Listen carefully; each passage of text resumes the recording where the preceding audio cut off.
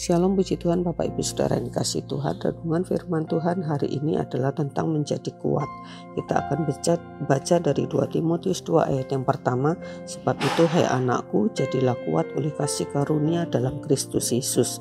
Surat ini ditujukan Rasul Paulus kepada Timotius, anak rohaninya, yang dipersiapkan Paulus untuk melanjutkan pelayanan Rasul Paulus khususnya di jemaat di Efesus. Situasi sulit dihadapi oleh Timotius. Karena itulah Rasul Paulus menasihatkan Timotius untuk mempersiapkan diri untuk menjadi kuat. Kita saat ini juga memerlukan kekuatan di tengah-tengah situasi, kondisi, tantangan hidup yang makin hari makin tidak mudah. Memang apa yang kita hadapi berbeda dengan apa yang dihadapi Timotius pada saat itu. Tetapi kita sama-sama memerlukan kekuatan untuk kita juga bisa melakukan atau menghadapi atau menjalani kehidupan kita ini. Kuat menurut Kamus Besar Bahasa Indonesia itu artinya mampu menanggung banyak, tahan, tidak mudah goyah, tidak mudah patah, tidak mudah terpengaruh. Nah, penting bagi kita untuk memiliki kekuatan itu karena kenyataan berbicara bahwa sering kali kita menjadi lemah atau sering kali kita tidak tahan menghadapi berbagai macam hal atau situasi di dalam kehidupan kita.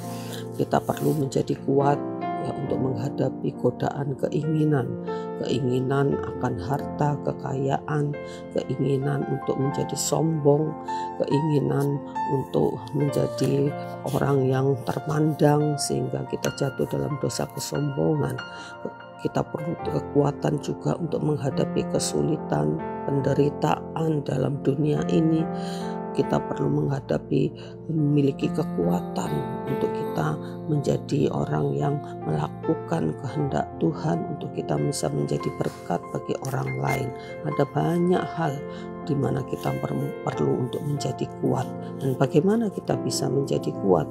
Yang pertama, kita harus mengatasi hal-hal yang melemahkan. Kenali dan akui di mana kita lemah, di mana kerentanan kita. Ada orang yang sangat mudah jatuh ya di dalam dosa karena keinginan untuk menjadi kaya, keinginan untuk menjadi ternama, keinginan untuk menyombongkan diri. Ada orang yang sangat rentan ya dengan sakit hati, ya dengan luka-luka batin ya karena perbuatan atau perkataan orang lain. Ada orang yang memiliki karakter yang buruk yang memperlemah kehidupannya secara rohani. Karena itu penting bagi kita untuk mengakui kelemahan kita dan bagaimana kita untuk mengatasi kelemahan-kelemahan itu. Kelemahan-kelemahan yang tidak diakui tidak mungkin akan terselesaikan.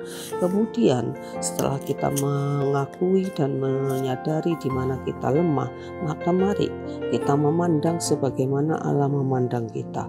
Allah melihat kita sebagai pribadi yang berharga, pribadi yang diciptakan menurut gambar dan rupa Allah. Manusia seringkali melihat dirinya sendiri berdasarkan apa yang dia pandang, menurut apa yang dia percayai. Juga orang memandang dirinya itu tergantung dari apa kata orang. Sering kita menjadi lemah ya karena penilaian orang lain. Mari kita memandang kepada apa yang Tuhan pandang dalam kehidupan kita. Memang manusia mungkin bisa menilai kita ya, karena perbuatan kita, karena apa yang kita lakukan, karena dosa-dosa kita. Manusia bisa menilai kita, dan mari kita lihat itu sebagai salah satu ya, hal untuk kita bisa bangkit dari kelemahan itu.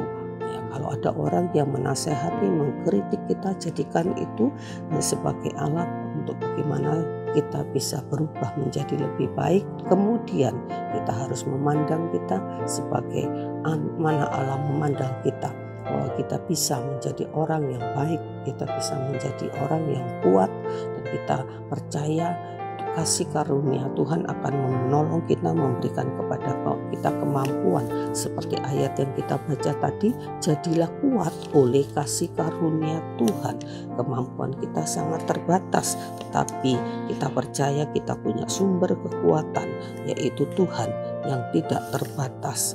Di mana kita tidak mampu, sampai di mana kemampuan kita, selebihnya ada kasih karunia Tuhan yang akan diberikan kepada kita ketika kita sungguh-sungguh bersandar dan bergantung kepada kekuatan Tuhan dan mengandalkan diri kita hanya kepada Tuhan. Dengan kita bersekutu secara pribadi dengan Tuhan, dengan kita tekun membaca, merenungkan dan melakukan firman Tuhan, maka kekuatan ilahi itu akan mengalir di dalam kehidupan kita. Apa yang kita hadapi, tantangan-tantangan yang kita hadapi, jadikanlah itu sebagai latihan-latihan, karena dengan cara inilah kita bisa menjadi kuat. Seorang prajurit, untuk bagaimana dia bisa menjadi seorang pasukan prajurit yang kuat, mampu berperang, maka prajurit itu harus menghadapi banyak latihan, baik latihan fisik maupun latihan mental. Karena itu, Bapak Ibu Saudara yang dikasihi Tuhan, mari kita terus bergantung kepada kekuatan Tuhan dan kita melatih diri kita menghadapi berbagai macam tantangan dengan kelemahan-kelemahan dan keterbatasan kita berserah kepada kekuatan Tuhan, dan saya yakin kita bisa menjadi kuat. Jadi sekali lagi, bagaimana kita menjadi kuat? Mari kita mengatasi hal-hal yang melemahkan kita. Kemudian yang kedua, kita bersandar kepada kekuatan kuasa Tuhan dan kita setia untuk berlatih dengan segala macam hal yang Tuhan berikan ke dalam kehidupan kita. Jadikan itu semua sebagai latihan-latihan untuk kita menjadi kuat, dan kita percaya kita akan mampu untuk menjadi orang-orang yang kuat di dalam kasih karunia Tuhan. Amin. Puji Tuhan. Mari kita berdoa. Terima kasih Tuhan, kami percaya Tuhan menyertai kehidupan kami sebagai manusia yang penuh dengan kelemahan, dan kami percaya kasih karunia Tuhan juga akan memampukan kami untuk kami menjadi kuat. Tolong kami Tuhan untuk tidak bersandar kepada kemampuan diri kami, untuk kami ya Tuhan sungguh-sungguh mau mengandalkan Tuhan, karena di luar Tuhan kami tidak bisa berbuat apa-apa. Terima kasih untuk penyertaan-Mu yang kami yakini senantiasa ada di dalam kehidupan kami setiap hari. Terpujilah nama-Mu, dalam nama Yesus kami bersyukur. Amin. Puji Tuhan, Tuhan memberkati.